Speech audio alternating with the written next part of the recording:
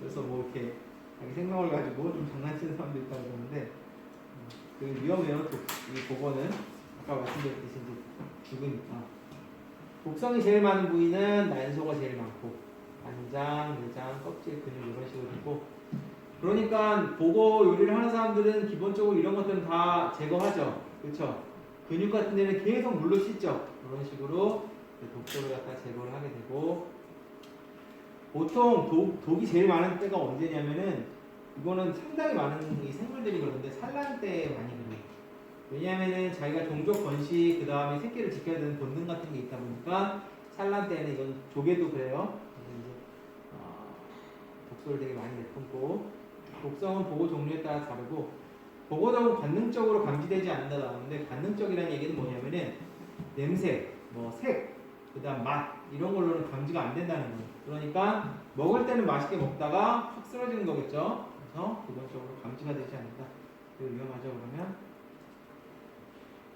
자, 그 다음에 보고 말고도 이게 사실은 이런 물고기 같은 게 독소 있는 게 꽤 있어요. 그래서 제가 이제 그런 슬라이드를 다 뺐는데 어류 중에서는 시과테라, 그 다음에 뭐 보또 이런 게 다 이제 뭐 독꼬치 뭐 이런 것도 이제 생선의 일종이에요. 길쭉하게 생기는. 그 다음 어란 중독, 그 다음 지질류 중독 이런 식으로 안에 있는 지질에 의해서 그 다음에 그 어란이면 아마 그 알이겠죠. 이런 거에 의해서 발생되는 경우가 있고 그 다음에 그 물고기도 그렇고 어떤 간 같은 거 먹으면은 뭐 비타민 A라든가 이런 것들이 과량으로 섭취돼서 중독되는 경우도 있어요. 어류가 있고 이제 폐류가 있는데 폐류 중독이 꽤 많아요. 그래서 우리가 이제 소위 얘기하는 폐류가 종류가 많죠. 일단은 껍데기가 하나인 폐류가 있죠. 전복 같은 거, 그죠? 껍데기가 두 개인 것도 있죠. 홍합이나 꼬막 같은 거 그런 걸 이메페라고 해요. 이메페.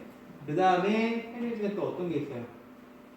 소라나 골뱅이 같은 거 그런 것도 있죠. 그래서 조개가 중독을 일으키는 경우가 굉장히 많은데 그게 왜 그러냐면은 조개가 일반적으로 그 플랑크톤을 먹고 살아요.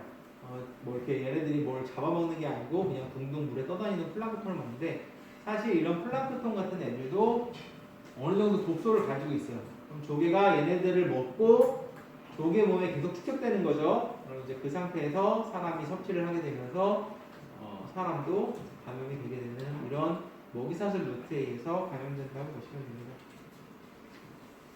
자, 그래서 보통 조개라 그러면은 그 이제 조개 이제 까보면은 여기 이제 중장선이라고 있어요. 까맣게 생긴 이 중장선이 있는데 여기에 독소가 제일 많이 농축이 돼 있어요. 그래서 여기는 당연히 이제 피하고 먹는 게 좋고 그 조개도 그렇고 물고기도 그렇고 이런 안 좋은 물질이 다 축적되는 부위가 내장 쪽입니다. 그래서 사실은 여러분들이 이제 그런 음식 같은 걸 먹게 되면은 내장 부위는 보통 제거하고 먹는 게 좋아요. 보시면은 중장선인데 독소 양이 굉장히 많다는 걸 알 수가 있고 자, 그 다음에 조개 독소가 질병을 되게 좀 다양하게 일으켜요. 그래서 설사를 하는 경우도 있고 이렇게 그렇죠. 그 다음에 기억 상실을 일으키는 독소도 있어요. 그 다음에 마비를 일으키거나 아니면 신경 증상 같은 걸 일으키거나. 그래서 여기 뭐 신경이면 뉴로죠. 그 다음에 마비면 뭐 페라틱, 페라라이틱. 그 다음 뭐 설사면 다이어리나 그 기억 상실이면 암네스틱 뭐 이래갖고 이름을 다 하나씩 붙여요. 그래서 이 독소를 갖다가 NSP, PSP, DSP, ASP 이런 식으로 부르는데 어쨌든 독소가 굉장히 다양하게 있다. 조개 독소 중에서 이제 제일 유명한 거는 베네르핀이랑 삭시톡신이라는 애들이에요. 그래서 1942년에 일본에서 처음 발생해서 334명이 중독돼서 114명이 사망했대요. 굉장히 치사율이 높았죠. 우리나라에서도 뭐 60년대, 70년대 거제도에서 굉장히 많이 사망을 했고 보통 이 모시조개가 이렇게 되고 이게 이제 모시조개인가 봐요. 식물성 플랑크톤이 함유된 이걸 갖다가 이제 모시조개 계속 이제 섭취하면서 자기 몸에 축적하고 있는데 사람들이 이걸 먹는 거예요. 그죠? 잠복기 대부분 1, 2일 정도 있다가 발생이 되게 되고 그럼 되게 잠복기가 빠른 편이죠. 독소는 보통 빨리빨리 아까 곰팡이 독소는 예외지만 독소는 일반적으로 빨리빨리 증상을 일으키는 경우가 많아요. 그 일반적으로 뭐 세균성 식중독이나 이런 거는 몸에 안에서 이 세균이 증식되는 시간이 필요한데 독소는 안 그렇거든요. 딱 먹으면은 바로 반응이 오는 경우가 많습니다. 불쾌감, 권태, 부역질, 구토, 출혈 반전 같은 것도 생길 수 있고 황달도 생기고 황달이 생겼다는 건 간에 무슨 문제가 있다는 거죠. 의식이 혼탁되고 뭐 출혈이 생기다가 그러다가 중증 환자의 경우에는 10시간에서 7일 이내에 사망할 수 있다. 먹고 다음날 죽을 수도 있는 거죠. 자, 그 다음에 유명히 싹시톡신. 싹시톡신은 아마 들어봤을 거예요. 그래서 섭조개가 뭐냐면은 그 홍합 계열이 섭조개예요. 마비성 조개 중독을 이제 일으키게 되고 검은조개, 섭조개, 대합조개 같이 소위 말하는 이메페조 이렇게 양쪽으로 된 애들. 그래서 마비성 싹시톡신을 이제 일으킬 수 있고 그 외에 뉴로톡신 같은 것도 일으킬 수 있고 마찬가지로 어떤 플랑크톤을 얘네들이 먹게 되고 그게 이제 누적이 된 상태에서 먹게 되는 거죠, 사람이. 소듐 채널 블로커래요. 이거는 뭐냐면은 사람의 몸이 어떤 이온을 통해서 이 신경 전달 물질을 계속 왔다 갔다 하게 되는데 얘가 그걸 이제 방해를 하는 거예요. 그러면은 우리 몸이 이제 움직이거나 이런 거에 굉장히 방해를 받게 되겠죠. 열 안정성, 가열 조리를 해도 파괴되지 않고 잠복기도 되게 짧죠. 30분에서 3시간 먹고 나서 그러면은 먹고 나서 조금 시간 지나면 하다가 죽을 수도 있는 거예요. 입술, 혀 마비, 사지 마비, 기립보행, 불능, 언어장애, 침몰, 고통 등등. 수시간 내에 호흡마비로 사망할 수 있고 치사율은 1에서 22%. 중장선에 제일 많아요, 그죠? 그 다음 이제 설사 일으키는 애들도 있어요. 진주당치. 진주당치가 어떤 건지 아세요, 혹시? 이게 홍합 같은 거예요, 홍합. 그래서 원래는 이렇게 크고 이런 홍합을 섭이라 부르고 진주당치는 그 약간 뭐라 그러죠? 양식하는 조그만 이제 홍합 같은 게 이제 진주당치라고 그러네요. 이렇게 되고 이것도 뭐 그냥 비슷한 거라고 보시면 돼요. 먹고 나서 토하고 복통 있고 이걸 3일 정도는 해도 사망한 예는 없어요. 이렇게 세진 않나 봐요. 좋다.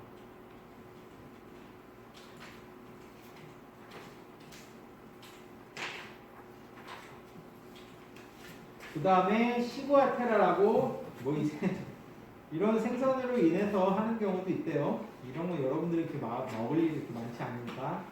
그 다음 알루테린 한번 읽어보세요. 이거 아까 말씀드린 독꼬치라고 해서 이제 꼬치과에 속한 이제 좀 건축한 생선이 있어요. 이런 애들. 그 다음에 테라민은 그 소라라든지 이제 고동류. 그래서 사실 여러분 그 소라도 함부로 먹으면은 진짜 식중독 잘 일으켜요. 그래서 저도 소라 절대 먹지 않는데 소라가 은근히 이제 식중독 발생이 많아요. 그래서 테라민이라든지 이제 그런 것들 다양하게 있을 수 있고 그 다음 어패류에 의한 뭐 자연도 어류의 뭐 난소 그러니까 보거독이 꼭 아니다라고 하더라도 뭐 잉어라든지 뭐 뿔상어라든지 이런 애들 안에 있는 어떤 난소 안에 있는 독소에 의해서 그런 경우도 있고 그 다음에 해류 성분 자체에 의해서 중독이 되는 경우도 있고 이제 이메페가 있고 일메페가 있는데 일메페가 이제 전복 같은 거 이메페가 그래서 전복도 보면은 그 중장선에 포함된 형광색소 그 전복 이제 따서 보면은 안에 까만 거랑 이제 초록색 있잖아요, 그죠? 그래서 우리나라는 이거를 갖다가 이제 갈아가지고 그 뭐라 그러죠? 전복죽 같은데 넣어서 먹잖아요. 근데 사실은 외국에서는 또 이런 내장을 안 먹어. 그래서 은근히 발생이 더 적어요. 사실은 아까 말씀드렸듯이 조개 내장류는 먹지 않는 게 좋아요. 초봄에 특히 많이 함유돼 있고. 그 다음에 뭐 오징어, 문어, 게 이런 데도 다 독소가 있고요. 사실 이렇게 찾으려면 뭐 독소 없는 게 없죠. 그 다음 거북이나 자라 드시는 분들은 신경 쓰시고 살모넬라균을 보유할 위험이 있다. 그래서 그 파충류 안에는 살모넬라 보통 있어요. 파충류. 그래서 예, 그 여러분들 보통 이제 우리 얘기하는 뭐 뱀이라든지 거북이라든지 함부로 만지면 절대 안 돼요. 그래서 막 동물원 같은 데 가면 거북이 만져보세요 이러는데 얘네들은 살모넬라라는 설사를 일으키는 세균이 항상 같이 살고 있습니다. 그래서 그거를 특히 어린애들 같은 경우 만져서 이렇게 질병 일으키거나 그런 경우도 있어요. 그리고 우리나라 같은 경우는 그 봄철 이때 폐류경보가 떠요. 폐류경보라는 게 뭐냐면은 간단하게 얘기하면 지금은 조개 먹지 말라는 경보가 뜨는 거예요. 왜? 그때쯤이면은 날씨가 이제 따뜻하고 이제 어떤 뭐 건식철이 되면서 얘네들이 독소를 막 만들어내. 그러니까 한마디로 말해서 그때는 먹지 말고 날씨가 추워지면 먹어야 돼요. 폐류경보가 뜰 때는 한마디로 날씨가 따뜻하고 할 때는 조개류는 굉장히 주의해서 먹어야 됩니다. 굴이라든지 아니면은 뭐 이런 것들 뭐 홍합이든 뭐든 어쨌든 대부분의 폐류는 폐류경보가 있을 때는 상당히 주의해서 먹어야 돼요. 꼬막철이니 굴철이니 이런 게 괜히 있는 게 아니에요. 좀 쉬었다가 하겠습니다. 슬라이드 얼마 남지 않았네요. 네. 좀 정도 쉬었다 할게요.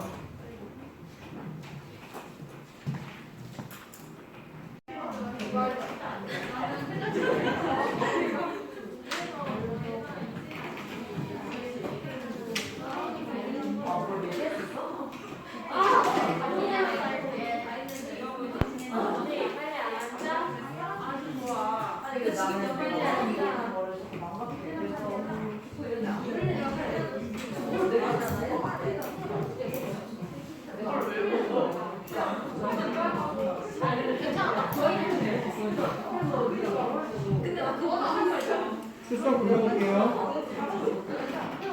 김유비 온도 체크 안 했죠? 네. 이가영 강바다 송수연 구본진 박이슬 신가영 최승아 유지은 안영채 송채은 신예주 이채연 정수민 정재현 박하얀 김주은 김경현 박지영 박양진 최승현 황성희 두 명은 LMS로 오셨나요? 비대면으로 신청했어요? 잘 보세요. 박이슬 학생이랑 김경현 이건 좀 나와 있으신 분이죠. 이 상에서는 이제 대면인지 비대면인지 나오지가 않아갖고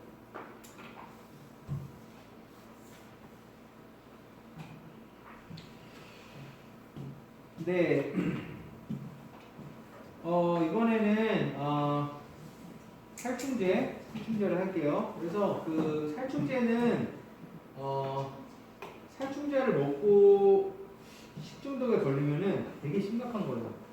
막 신경 증상을 일으키면서 막 침을 줄줄줄 흘리면서 막 그런 경우가 꽤 있습니다. 그래서 일반적으로 우리가 그 살충제라든지 아니면 뭐 제초제라든지 소위 말하는 농약 같은 거죠, 그죠? 그래서 보통 우리가 먹는 거는 농약을 뿌리긴 뿌리지만 사실 씻고 먹지 않더라도 그렇게 많은 농도가 질병을 일으킨 정도는 아니에요. 하지만 이런 것들이 계속 지속적으로 축적이 되게 되면은 만성적인 이제 질병을 일으킬 수 있겠죠. 그래서 살충제든 중금속이든 다 비슷해요. 그리고 심지어 아까 말씀드린 조개류 같은 것도 마찬가지고 대부분은 결국은 먹이사슬을 통해서 계속 상위 포식자 쪽으로 더 축적이 많이 되는 거예요. 처음에는 다 이렇게 얘네들 한 개만 가지고 있다가 그 다음 애들이 먹게 되면은 이 점이 많아지죠. 그러다가 큰 애들이 먹게 되니까 점이 많아지고 사람 완전 전부 뒤덮여 있죠. 이런 식으로 결국은 상위 포식자로 갈수록 노출되는 빈도가 많아진다고 보시면 되고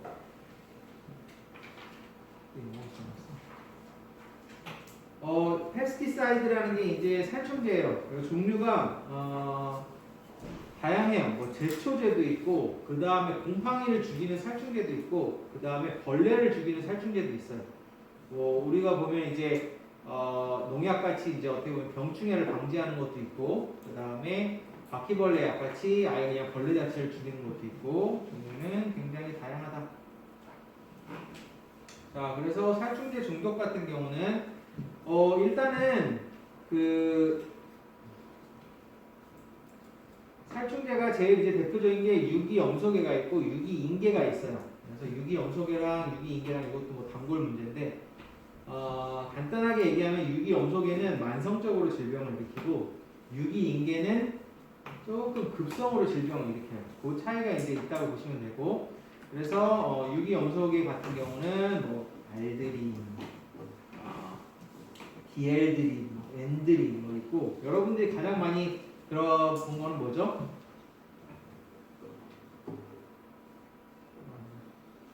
DHC? DDT죠, DDT, 그쵸? 그래서 DDT라 그래갖고 옛날에 막 60년대, 70년대에 막 이거를 그 전이죠, 사실 어떻게 보면 더. 이거를 막 이제 사람들한테 살포를 한 거예요. 사람도 막 그냥 DDT 막 뿌리고 되게 안전한 거라고 생각했는데, 근데 얘네들이 계속 뭐죠? 만성적으로 남아있어가지고, 최근에 뭐 남극의 펭귄에서 막 DDT가 검출된다 뭐 이런 얘기도 있었죠. 그렇죠? 그래서 포식자를 거치면서 굉장히 만성적으로 남아있는 경우가 많고, 그리고 당시에는 별다른 질병을 일으키지 않았지만 유기염소계는 뭐라 그랬죠? 질병을 급성으로 일으키는 게 아니고 만성적으로 일으키게 됩니다. 그래서 굉장히 안정해서 분해도 잘 되지 않고 신경이라든지 지방 조직에 축적이 돼서 바람이라든지 호르몬성 질병을 일으키는 경우도 있다고 말씀드렸죠. 그래서 만성적인 질병을 일으키는 게 유기염소계, 오르가노 클로린, 그다음에 말 그대로 이제 올가노라는 게 뭐죠? 유기라는 거고 클로린이 염소가 되는 거죠. 유기염소. 두 번째는 유기인계예요. 그래서 DDT 이런 건 요새 안 쓰죠. 그래서 요새는 유기인계를 많이 사용합니다. 그래서 파라티오, 말라트 뭐 이런 애들이 유기인계고 이게 이제 시험에 어떤 식으로 나오냐면 얘네 이름이 나와요. 이름이 나오고 이 중에서 성질이 다른 애들을 하나 고르라고 그래요. 그래서 약간 뭐 티온이 붙어 있거나 이런 애들은 이제 유기인계로 보시면 되고 드린이 붙어 있는 드린 DDT 이런 애들은 유기염소계라고 보시면 돼요. 자, 유기염소계가 만성이니까 얘는 급성이겠죠. 조직에 잔류시키면서 질병을 일으키는 게 아니고 급작스럽게 질병을 일으킨다고 보시면 됩니다. 그래서 아까 말씀드렸듯이 뭐 어떤 뭐 살충제 같은 거 먹고 갑작스럽게 침을 흘린다든지 뭐 마비가 된다든지 그러면 대부분 유기인계 살충제라고 보시면 돼요. 이게 동물병원에서도 심심치 않게 발생하는데 우리나라는 많지 않고 그 외국의 동물병원에서는 이 발생이 꽤 있어요. 유기인계 살충제를 먹고 고양이라든지 강아지라든지 신경 마비를 보이면서 그 다음에 또 한 가지 특징이 아까 제가 침 흘린다고 했죠. 이게 막 몸의 구멍에서 다 분비물이 나요. 침 흘리고 눈물 흘리고 눈은 막 땡그라져 있고 그러면서 뭐 소변도 보고 대변도 보고 몸을 부르르 떨고 그런 식으로 병원에 오는 경우가 가끔 있습니다. 유기인계, 그다음 파바메이트라고 또 비슷한 애들인데 파바메이트 중독 그런 거 이제 보이게 되면 무슨 아트로핀 같은 거 놓고 그다음에 뭐 다양하게 막 몇 가지 이제 약을 이제 놓게 되죠. 이게 원인이 뭐냐면은 아세틸콜린 에스트라아제라는 이런 효소를 이제 억제해서 그래요. 그래서 이 아세틸콜린이라는 거에 의해서 이제 신경이 흥분이 돼서 막 이렇게 이제 움직이게 되는데 에스트라아제라는 애가 있어가지고 너무 흥분되지 않도록 하는데 이 에스트라아제가 이 살충제에 막혀버려요. 효소가 쓰지 못하니까 얘네들이 또 과도하게 나와서 반응이 돼버리는 거죠. 그러니까 반응이 이제 한 개 일어날 게 두 개 일어나고 그렇죠? 그런 식으로 침 흘리면서 막 마비 보이고 그런 식으로 증상을 보이게 됩니다. 그래서 카바메이트계라는 것도 있어요.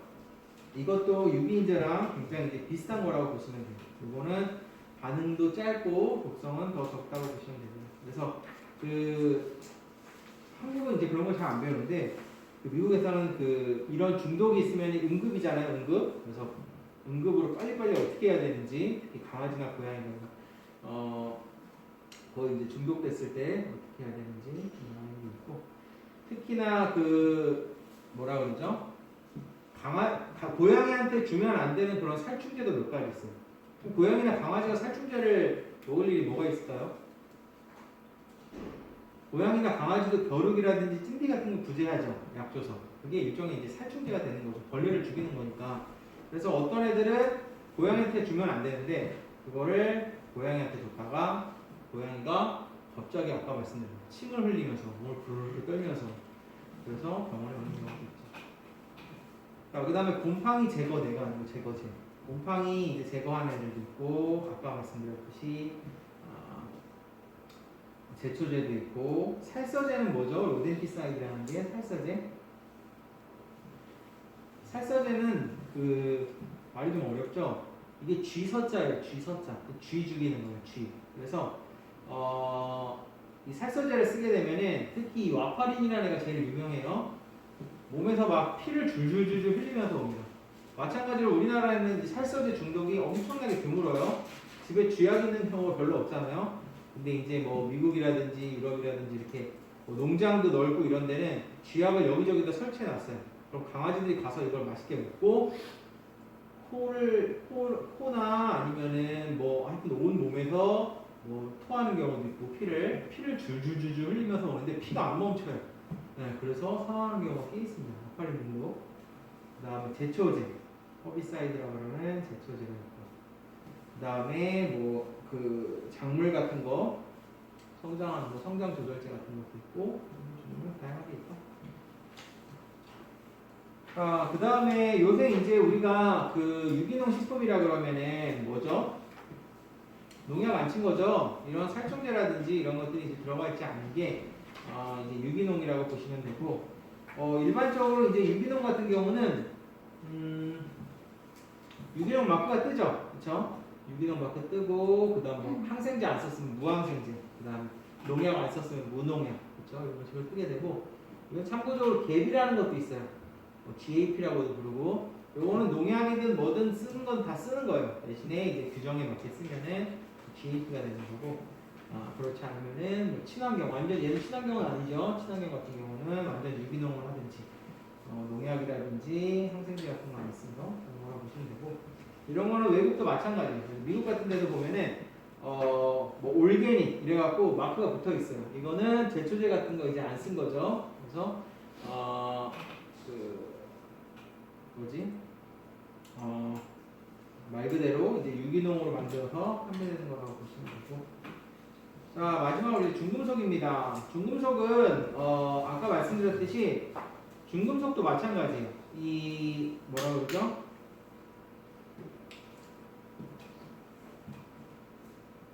갑자기 이름이 생각이 안 나네. 먹이사슬을 따라서 처음에 이게 물로 방류를 하게 되면은 이걸 플랑크톤이 섭취를 하고, 플랑크톤은 뭐 아까 말씀드렸듯이 조개 같은 애들이 먹고, 그럼 조개를 갖다가 물고기가 먹고, 물고기를 사람이 먹고, 이러면서 중금속 자체는 분해가 안 되고 계속 축적이 돼서 쌓이고, 그러면 사람 몸에 들어오게 되면은 이게 나가지 않는 거예요. 그래서 중금속 중독이 발생되게 되고, 당연히 이것도 식중독인데 음식을 통해서 발생이 됐으니까. 그런데 특징이 어떻겠어요? 굉장히 만성적으로 어느 정도 누적이 됐을 때 치명적으로 이제 질병을 일으키겠죠. 그래서 너무 복잡한 건 생각하지 말고, 뭐 수은 중독은 미나마차병, 그 다음에 이타이타이병이라고 아시죠? 이타이타이병. 카드뮴 중독은 이타이타이병. 이렇게 그냥 돼 있다고 보시면 됩니다. 그 외에 뭐 나비라든지 뭐 이렇게 뭐 다양하게 있어요. 두 가지가 제일 많이 나오게 되고, 그 다음에 이제 그 우리가 항생제라든지 호르몬제라든지 이런 거 고기라든지 우유라든지 이런 축산물에 잔류돼 있다 그러죠. 그래서 뭐 잔류 항생제, 뭐 잔류 뭐 농산물 같은 경우는 보통 잔류 농약 이런 식으로 잔류 문제가 있어요. 그래서 고기 같은 경우는 안에 이제 지방이 많고 그러다 보니까 그 안에 지용성으로 된 다양한 종류의 항생제라든지 이런 것들이 잔류돼서 남아있을 수 있고, 그걸 사람이 먹게 되면은 항생제라든지 아니면은 어떤 그런 화학물질, 약물 성분으로 인해 식중독 같은 것들을 일으킬 수 있는 거죠. 그래서 일반적으로는 그 휴약기간이라는 게 있어요. 약물마다 달라요. 그러니까 약물이 막 수십 종류가 있으면은 어떤 약물은 소에서 금지, 어떤 약물은 도축하기 전에 20일 정도는 휴약해야 된다. 그러면 그건 무슨 얘기냐면 이 약을 써도 되는데 네가 소든 돼지든 얘네를 잡기 전에 우유도 마찬가지겠죠. 우유는 짜는 거겠죠. 하기 전에 20일 정도는 이 약을 먹이면 안 된다. 그게 휴약 기간이에요. 그래서 휴약 기간을 제대로 지키는지 안 지키는지 이런 것도 나중에 검사를 할 수가 있고요. 어쨌든 휴약 기간도 준수해야 되고 아예 금지가 된 거는 먹이면 안 되고 이렇게 제재가 필요하고 일반적으로는 랜덤 샘플링을 해요. 그냥 임의로 그냥 한두 개씩 골라갖고 걸리면은 그때부터는 랜덤이 아니라 여기다. 한번 걸리면 이제 타겟 샘플링이에요. 얘는 한번 찍혔으니까 항상 얘는 이제 검사하는 거예요. 그런 식으로 보통 검사를 하게 되고 보통 이제 제일 많이 테스트하는 거는 항생제 계열이라고 보시면 돼요. 페니실린, 테트라사이클린 이런 거 들어보셨죠? 썰파계, 피놀론 이런 것도 항생제 계열이고 보통 이제 어떤 식으로 이제 검사를 하냐면은 EC4 플레이트 테스트라고 해갖고 여기 안에 이제 여기 안에 뭐 약물 같은 게 만약에 있으면은 요걸 갖다가 이제 육즙을 흡수를 하는 거예요. 만약에 이 안에 항생제가 있으면은 항생제 주변에 세균이 못 자라겠죠. 항생제는 세균을 죽이는 거니까. 그래서 환이 이렇게 동그랗게 생기는데 그 환이 어떻게 생기는지로 확인을 하는 거예요. 그래서 만약에 항생제가 없으면 환이 안 생기죠. 그렇죠? 근데 항생제가 있으면 환이 생기니까 환이 생기느냐의 용으로 테스트하는 게 EC4 플레이트 테스트고 이거 같은 경우는 항생제 양이 얼마 되는지는 확인을 못해요. 다만 있냐 없냐만 확인합니다. 보통 있냐 없냐만 확인하는 테스트를 우리가 정성 테스트라고 하고 그 양까지 테스트하는 걸 정량 테스트라고 해요. 이건 대표적인 정성 테스트라고 보시면 되고 자 우유도 이제 마찬가지예요. 우유도 이제 마찬가지라서 다양한 항생제라든지 그리고 아까 우유 뭐 있다고 그랬죠? 아플라톡신, M1인데 아플라톡신 그 다음 살충제라든지 그 다음 뭐 다양한 종류의 항생제라든지 아니면 호르몬 제제 같은 거, 그죠? 그런 것들 냉장고 갖고도 따질 수 있고 달걀도 마찬가지예요. 달걀도 마찬가지고 그래서 우리나라 그 동물용 의약품 어떤 건 쓸 수 있고 어떤 건 쓸 수 없고 이런 기준이 있고 그 다음에 쓸 수 있는 것 같은 경우는 이제 휴약 기간이 보통 있어요. 휴약 기간이 도축 전 며칠까지는 쓰지 마라. 용량 같은 것도 이제 다 정해놓고 이제 사용을 하게 되고 타겟도 있어요. 어떤 약물 같은 경우는 뭐 돼지한테 치명적인데 소한테는 괜찮다. 뭐 이런 게 있을 수 있고 그런 것들도 다 동물별로 차이를 두고 있습니다. 그래서 참고로 뭐 이런 약물 같은 경우는 소든 돼지든 아예 못 쓰게 하는 것도 있어요. 또 이거 나라마다 기준이 달라요. 어떤 나라 쓰는데 어떤 나라 안 쓰고 그래서 이런 거 같은 경우는 쓰되 휴약 기간을 준수하라는 거고 어떤 것들은 아예 이제 사용을 하지 못하게 하는 경우도 있습니다. 네, 다 끝났습니다.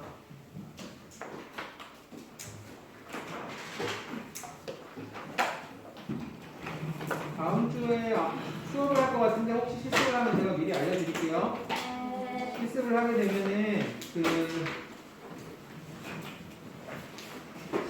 되면은 아마 실습복이랑 그렇게 아마 준비해오셔야 될 것 같고.